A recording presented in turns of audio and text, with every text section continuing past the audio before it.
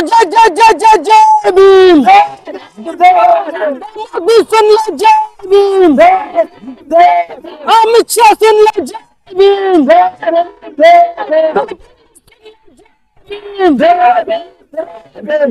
सर्वप्रथम सगळ्यांना क्रांतिकारी जय भीम, जय हिंद, जय भीम। आज आम्ही सगळे इथे जमलेलो आहोत पिंपरीमध्ये डॉक्टर बाबासाहेब आंबेडकरांच्या स्मारकाच्या खाली। इकडे येण्याचा आमचा एकच उद्देश होता, गेल्या 2-3 दिवसापासून आपण जे बघत आहोत, जे टीव्ही दाखवत नाहीये, ही गोष्ट लक्षात घेण्यासारखी आहे की कुठल्याच मेन स्ट्रीम टीव्ही वरती, कुठल्याच चॅनल वरती आपल्याला दृश्य दाखवलं नाही जात आहे। असं दाखवलं जात आहे की मुलांनी काहीतरी वाईट केलं, की मुलं तिकडे जाऊन काहीतरी दहशतगर्दी करतायत आणि ते पोलिसांना मारतायत। म्हणजे यांच्याकडे एवढी मोठी सत्ता, यांच्याकडे एवढा मोठा पैसा, पण तरी यांच्या पोलिसांकडे सगळं असताना आमची पोरं जाऊन त्यांना मारतात, हे यांना वाटतं आणि आम्ही हे एक्सेप्ट करावं। अहो, लहान लहान मुलींना तुम्ही मारलत, तुमच्या रॉडवर खिळे होते आणि तसे लोकांना तुम्ही मारलत, बॅलेट गननी मारलं, टिअर गॅसेसनी मारलं। कोणाला मारलं? त्या स्टुडंट्सला जे फक्त तिकडे आले होते सॉलिडॅरिटीसाठी, आणि मागत काय होते? तुमचा जीव मागत होते, तुमचं घर मागत होते, काय मागत होते? एका मिनिस्टरचा राजीनामा। कुठला मिनिस्टर? ज्या मिनिस्टरच्या अंतर्गत, त्याच्या मिनिस्ट्रीच्या खाली गेल्या 10-12 वर्षांपासून दर महिन्याला, वर्षाला नाही दर महिन्याला कुठला ना कुठला पेपर लीक होतो। नीट सारखे पेपर ज्याच्यामध्ये आपण 1-1, 1.5 लाख रुपये, 2-2 लाख रुपये टाकून पोरांना शिकवतो। गोरगरिबांची पोरं सांगतोय मी, बाकीच्या अमीरांची पोरं बाहेर देशात जातात त्यांच्या मिनिस्टर सारखे। प्रत्येक मिनिस्टरची पोरं बाहेर देशात आहेत। आमची वर्किंग क्लासची पोरं जे गोरगरीब आहेत त्यांची पोरं अभ्यास करून, शिक्षण घेऊन, लोन काढून नीटचे क्लासेस लावतात, आणि जेव्हा हे लोक पेपर देतात तेव्हा काय करतं की 5-5, 10-10 लाख देऊन हे माटेगावकर सारख्या लोकांनी 10-10 लाख घेऊन पेपर विकले, फोडले, आणि 20 पोरांचे त्याच्यामध्ये जीव गेलाय। 20 एक माणसाचा जेव्हा आपल्या घरातला जीव जातो ना, तेव्हा तुम्हाला कळत नाही काय होतं। 1-1 महिना लोकांना जेवण जात नाही।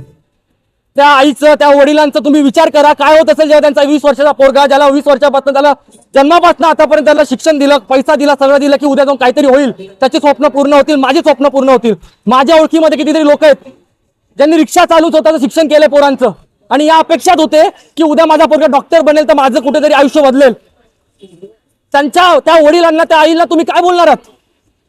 त्या आई वडिलांसाठी, त्या मुलांसाठी, त्या 20 वर्षाच्या, त्या 20 पोरांच्या आई वडिलांसाठी आम्ही उतरलो होतो तिकडे। हे सगळे जे स्टुडंट जंतर मंतरला गेली होती, ज्यांना तुम्ही देशद्रोही म्हणता, अँटी नॅशनल म्हणता, तुकडे तुकडे गँग म्हणता, जे वाटलं ते म्हणता, ते सगळे त्या मुलांसाठी, त्या आई वडिलांसाठी गेले होते। त्यांना तुम्ही मारलं, आणि म्हणून आज आम्ही तिकडे सगळे जमलेलो आहोत। कारण काही कारणामुळे, आमच्या प्रोफेशनल गोष्टींमुळे, पर्सनल गोष्टीमुळे आम्हाला जाता नाही आलं। पण जेव्हा आम्ही बघत होतो, ज्यांना मारताना बघत होतो, तेव्हा त्यांना त्रास देताना बघत होतो, आमच्या पण अंगावरचं रक्त सळसळ होतं। आम्हाला पण वाटत होतं की इथे बसल्या बसल्या काहीतरी करायला हवं। म्हणून आम्ही मित्रांनी, जेवढे पण युवक आहेत तिथे, जे कॉलेजला जाणारे आहेत, अक्षरशः लहान लहान 12-12, 13-13वीतले मुलं आलेत। मी तुम्हाला सांगतो, मी जेव्हा पोस्टर टाकलं तेव्हा मला पेरेंट्सचे कॉल आले की मॅडम मी येतोय, सॉरी सर मी येतोय, मी येऊ का, सेफ आहे ना? मी म्हटलं हो मॅडम या। कोणाला घेऊन येतोय? 2 वर्षाच्या मुलीला घेऊन येते, 5 वर्षाच्या मुलाला घेऊन येतोय। आज एक आई आपल्या 5 वर्षाच्या मुलीला घेऊन का प्रोटेस्ट मध्ये येते पावसामध्ये, याचा विचार करायला हवा। का लागतंय ही गरज?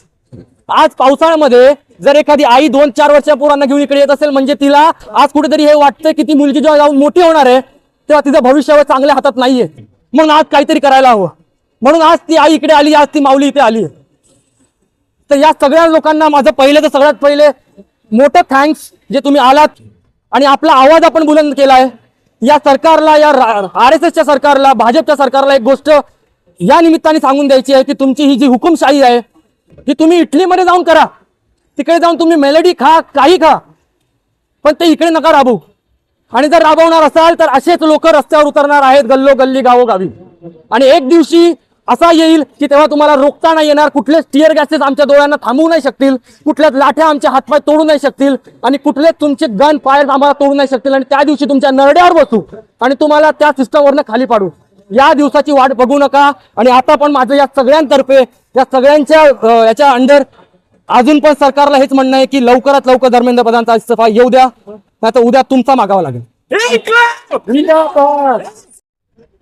रहते से राजा छत्रपति शिवाजी महाराज, आपको और मुझे सिर उठाने का ताकत संविधान द्वारा दिया गया विश्वभूषण महामानव डॉक्टर बाबा साहब अम्बेडकर को नमन करते हुए आज एक सामाजिक कार्यकर्ता या नाते, एक पिता या नाते पूरा भारतवर्ष में छोटे छोटे विद्यार्थियों के ऊपर क्योंकि उनके माता पिता कितने लाख खर्चा करते हुए 22 लाख विद्यार्थी डॉक्टर बनने का स्वप्न लेते हुए, इंजीनियर बनने का स्वप्न लेते हुए, आईएएस और आईपीएस बनने का ऐसा ये स्वप्न करते हुए वो विद्यार्थी उसका पढ़ाई करते हैं और उसके साथ एग्जाम देते हैं, उसके एंट्रेंस एग्जाम देते हैं।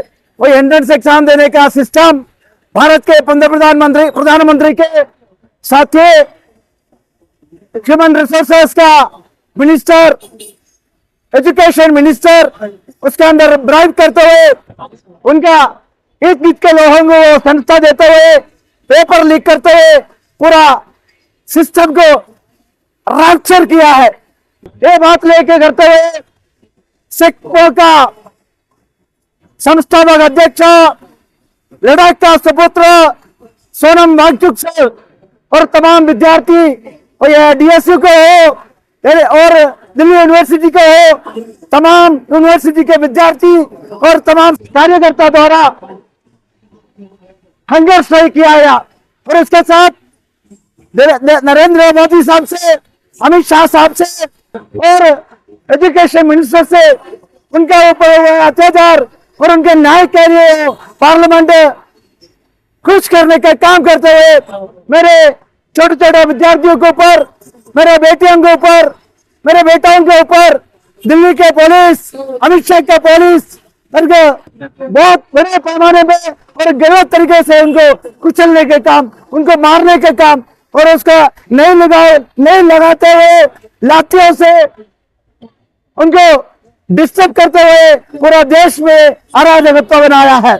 ये बात को लेते हुए पूरे भारत देश में तमाम सामाजिक कार्यकर्ता आंदोलन करे।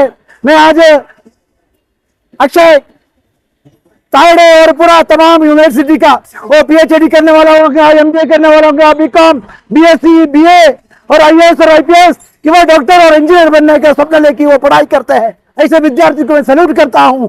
आज बिम्बली चिंचोड़ में तमाम विद्यार्थी इकट्ठा हो गए और भारत के प्रधानमंत्री का राजीनामा और होम मिनिस्टर अमित शाह का राजीनामा और एजुकेशन मिनिस्टर धर्मेंद्र प्रधान का राजीनामा मांगता है। ये बात को ध्यान में रखते हुए एक सामाजिक कार्यकर्ता आप विद्यार्थियों के साथ ऐसे जय भीम, जय संविधान, जय महाराष्ट्र, जय भारत। थँक्यू। आपण म्हणतो अशा गोदी मीडियानं जे मोदी आणि शहाला मोदी शहानी ज्यांना विकत घेतलेलं आहे अशा गोदी मीडियाने ज्या गोष्टी दाखवल्या नाही, आज अशी वेळ आलेली आहे की आपल्या युट्यूब आणि इंस्टाग्राम, फेसबुकच्या माध्यमातून आपला हा पॅरलल मीडिया तुम्ही उभा केलेला आहे, त्यासाठी तुमचे सर्वांचे पहिले आभार मानतो।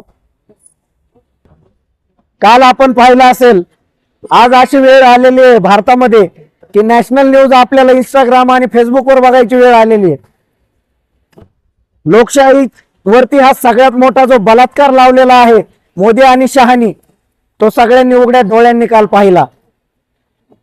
मुलींच्या गुप्तांगांमध्ये काट्या घालणारी पोलीस, त्यांना दिलेला सपोर्ट, निळ्या मिलिटरीच्या ड्रेस मधले निनावाचे सैनिक, गुंड, हरामखोर लोक मी म्हणल, ज्यांनी की कसलीही भीडभाड न बाळगता मुलींसोबत डायरेक्ट सेक्शुअल अब्यूज केलेला आहे, मुलींच्या गुप्तांगांमध्ये काट्या घालून त्यांना म्हणजे पाडलेले, मारलेले, हिनवलेले, अशा हरामखोर लोकांना मोदी आणि शहाचा पाठिंबा असल्याशिवाय ह्या घटना घडलेल्या नाहीयेत। तिथं तमाम आपल्या 12-13 वर्षाच्या, 10-12 वर्षाच्या भावा बहिणींचे डोके फोडण्यात आलेले आहेत काल।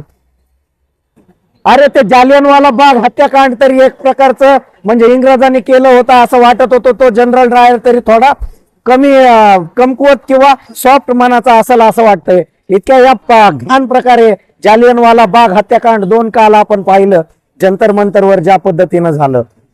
आज या तमाम माझ्या मीडियाच्या बंधू आणि भगिनींच्या माध्यमातून मार्फत माझी या तमाम पिंपरी चिंचवडकरांना, पुणेकरांना आणि सबंध महाराष्ट्राला अशी नम्र विनंती आहे की आज बाबा हो, आपल्या पोराच्या नीटच्या पेपरसाठी आपण जे काही धडपडी केल्या, तयारी केल्या, मध्यमवर्गीय गोरगरीब कष्टकरी जनतेने जे काही खटाटोप केला, तर तुम्हाला देखील दिसला असेल की तो जो निकाल लागलेला आहे त्या निकालात सुद्धा घोळ आहे आणि 200 मार्काच्या फरकाने आज निकाल लावलेला आहे।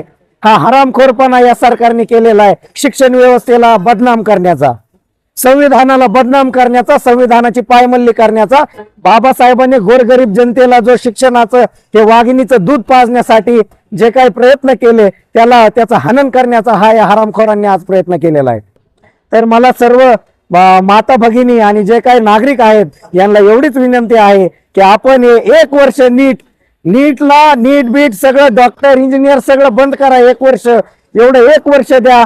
या भारताला लागलेली ही RSS ची, मोदी आणि शहाची जी कीड आहे, ही बीजेपीची कीड आहे, ही काढून टाकण्यासाठी फक्त तुम्ही 1-2च महिने द्या या समाजासाठी आणि ही कीड आपण काढून टाकू. तुमचे पोरं जर प्रोटेस्टला जात असतील, तुमच्या पोरी जर प्रोटेस्टला जात असतील तर त्यांना खुल्या मनाने तिथं पाठवा. कारण आज अगर खामोश रहे तो कल सन्नाटा छा जाएगा मेरे भाई. इन्कलाब जिंदाबाद, जय भीम. मला फक्त इतकंच म्हणायचंय की आज जे देशात चालू आहे ते बिलकुल पण बरोबर होत नाहीये. सोनम वांगचुक सर जे एवढे मोठे सायंटिस्ट आहे, एवढे रिनाऊंड नाव आहे देशाचं, त्यांना हंगर स्ट्राईक वरून अशा प्रकारे उचलले जसं की त्यांनी काहीतरी गुन्हा केलाय, जे इतकं चुकीचं आहे. स्टुडंट्सची मांग काय आहे की स्टुडंट्सचं फक्त इतकंच म्हणणं आहे आम्हाला ऐकून घ्या, आम्ही काय म्हणतोय ते ऍटलीस्ट ऐकून घ्या. त्यांचं ऐकणं पण जर सरकार मान्य करत नसेल किंवा कोणी येत नसेल समोर बोलायला तर मग अर्थ काय, म्हणजे डेमोक्रेसीचा अर्थ काय? युथ, इंडियाची युथच त्याचं पॉवर आहे आणि जर युथ सोबत असं झालं तर मग करणार काय आपण? आणि या सरकारपासून काय एक्सपेक्टेशन्स काय आहेत मग आपले? जर आपलं साधं बोलणं ऐकू नाही शकत सरकार तर मग आपण पुढे एक्सपेक्टेशन काय ठेवणार? आणि किती नीटचा पेपर लीक झाले, इतकी इम्पॉर्टंट एक्झाम आहे ही आपल्या देशासाठी, स्टुडंट्स एवढी मेहनत करतात, स्टुडंट्सने सुसाईड केले, हा इतका सेन्सिटिव्ह टॉपिक आहे आणि तरीही सरकारच्या समोर येऊन त्यांचं मागणं ऐकून पण घेत नाहीये. तर मग I think it's time to change the government. I think everyone should come together, make this movement happening and we should come together and change the government and I think it's high time now. That's it. Thank you. विद्यार्थिनीवर अमानुषपणे लाठीने मारहाण केली त्याच्याबद्दल ते तर अतिशय म्हणजे इलिगलच झालं हे, लाठी चार्ज करणं, ते टिअर बॉम्ब जे फेकले ते वरतून लहान मुलांवर. आत्ताच मी एक रील पाहिली की 12 वर्षाच्या मुलीवरती डोक्यावर इतकं सिरियसली मारले की ती आता ऍडमिटेड आहे ICU मध्ये. म्हणजे हे तर अतिशय इलिगल आहे. तुम्ही म्हणताय की स्टुडंट्स जे करतायत ते इलिगल आहे, ते it's not according to the constitution. But लाठीचार्ज करणं हे कधीपासून व्हॅलिड व्हायला लागलं की तुम्ही लाठीचार्ज करताय मुलांवरती? आणि मी आणखी एक व्हिडिओ पाहिला की तेच मुलं नंतर पोलिसांना जाऊन जेवण देत आहेत की तुम्ही खा म्हणून. म्हणजे स्टुडंट्स जर पुस्तक घेऊन आणि गुलाब घेऊन अप्रोच करताय तर तुम्ही लाठीचार्ज करणार, हे कितपत योग्य आहे? आता सर्वांना, आता जे स्टुडंट्स इथे इन्व्हॉल्व्ह होऊ शकत नाही for some reasons or any reasons, I think तुम्ही तुमचे डोळे खोला. आय अंडरस्टँड तुमचे जॉब असतील, तुमचे कॉलेजेस असतील, पण हा मुद्दा इक्वली इम्पॉर्टंट आहे. आज तुम्ही नाही करणार, उद्या तुमचे मुलं ह्याच देशामध्ये जन्मणार आहेत, ह्याच देशातल्या एज्युकेशन सिस्टम घेणार आहेत आणि उद्या जाऊन तुम्हालाही ह्याच देशातल्या हॉस्पिटल्समध्ये भरती होऊन त्याचं ट्रीटमेंट घ्यायचंय. तर आय वुड रिक्वेस्ट की सर्वांनी एकत्र येऊन तुमचा वेळेतला वेळ काढून या प्रोटेस्टमध्ये भाग घ्या आणि let's bring some change now. Thank you. जय भीम. माझं नाव मोनिका. मला एवढंच बोलायचं आहे की सगळ्यांना दिसतंय सरकार कशी, how the sarkar is behaving. तर जनाला समजतंय ना आता कसं काही, म्हणजे how the people are protesting, they are really understanding की आता म्हणजे एव्हरीवन नोस की नाही असं ना की बास झालंय खरंच.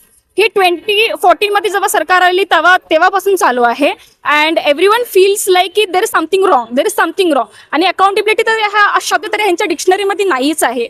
जर ह्यांची मुलं बाहेर देशात शिकतात आणि त्यांची जर मुलं बाहेर देशात शिकतात, ही तर एवढं शिक्षण चांगलं असायला पाहिजे ना. चांगलं असतं तर ह्यांची मुलं इथं शिकली असते. हे आता बाबासाहेब आंबेडकर ते पण बाहेर शिकले होते, गांधी पण बाहेर शिकले होते. तर ते शिकून इथं येऊन जेव्हा त्यांनी चेंजेस केले ना तेव्हा हे देश सुधारलेला आहे. तर त्यांचे मुलं जर इथं शिकतील ना, इथं जरा सुधार होईल आपल्या देशात मध्ये पण. हे युथने जे आता हे झालेलं प्रोटेस्ट आहे ते युथ म्हणून म्हणजे असं बाहेर आलेलं आहे. युथला काय वाटतं की हे सरकार म्हणजे it's not capable of doing anything good. कारण की युथला माहिती आहे की हे एज्युकेशन सिस्टम एवढं करप्ट आहे की त्यांचं आता भविष्य नाही आहे इथं. तर हे करप्ट सिस्टमला बदलायला त्यांना माहिती आहे की हे करप्ट जे आहेत, करप्ट नेता आहेत, त्यांनीच बाहेर यायला पाहिजे. तर आता आपलं सिस्टम मध्ये जर चेंज नसेल तर आपल्या फ्युचर मध्ये पण काही चेंज नाही येणार. तर एवढंच मला म्हणायचं आहे की जे आहेत युथ, तर ह्या युथ मधूनच चेंज येणार आहे. तर जय भीम. विचार करण्यासारखी गोष्ट आहे खरं तर, की साला सगळे आता इथं कोणताच मेन स्ट्रीम मधला मीडिया नाही, समांतर पत्रकारिता करणारे लोक आहेत. हा, समांतर पत्रकारिता करताना जर तुम्हाला स्वातंत्र्य आहे प्रश्न विचारायचं, तर आपण त्याच ढाच्यातले प्रश्न विचारतोय.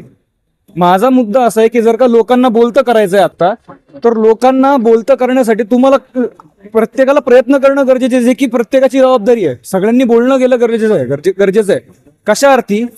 कारण त्याच गोष्टी आठवून काही फायद्याचं नाहीये. जसं की मगापासून सगळेजण बोलतात की त्या इमेजेस वाईट आहेत, हे करणं बरोबर नव्हतं, चुकीचं, ते सगळ्याचं आपलं बोलून झाले. माझा मुद्दा असा, हे घडतंय कुठून, याची जाणीव कळते का आपल्याला, याचे दूरचे परिणाम कळतात का? कशा अर्थी?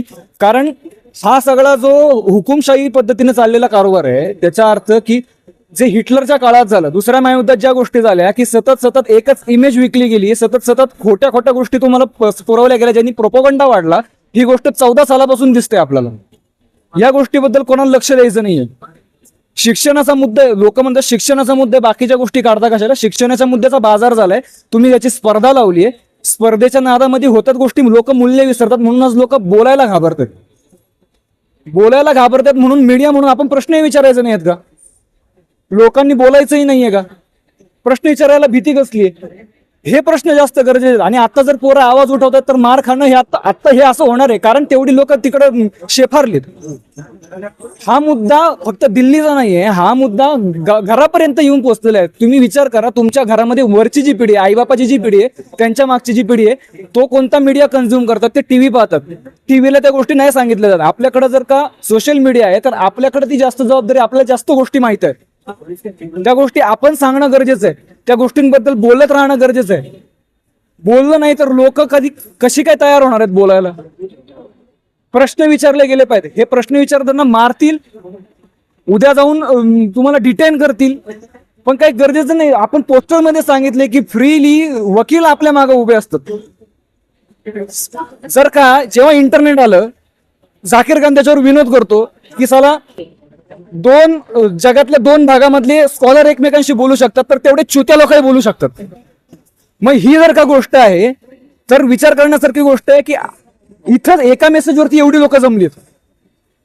मग आपल्यासारखे विचार करणारे कित्येक लोक आहेत, बोलायला घाबरायची गरज काय? दुसरा मुद्दा झाला शिक्षणाचा. तर हा जो बाजार चाललाय, या बाजाराची कारणं तीच आहेत की प्रत्येक जण इथं मूल्य विसरून आपापलं काम करत आहे. ती गरज आपल्यापासून सुरू होणार आहे. पोरांना पुढे आणलं पाहिजे, प्रश्न विचारून दिले पाहिजे शाळेतल्या पोरांना. मुळात मुद्दा आहे तुमचा, तुम्ही मराठीतनं बोला, सगळे मराठीत आहेत इथं.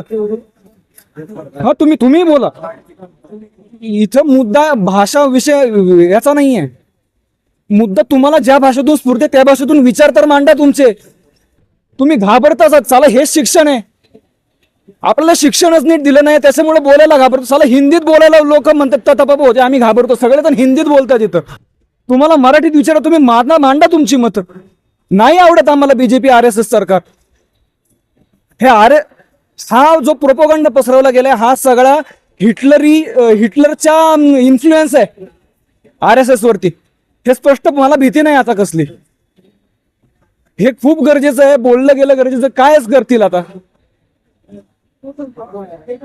मला समजत नाही की मराठीत बोला बाबा, जर तुम्हाला येतील दुसऱ्या भाषेची भीती वाटत असेल तर.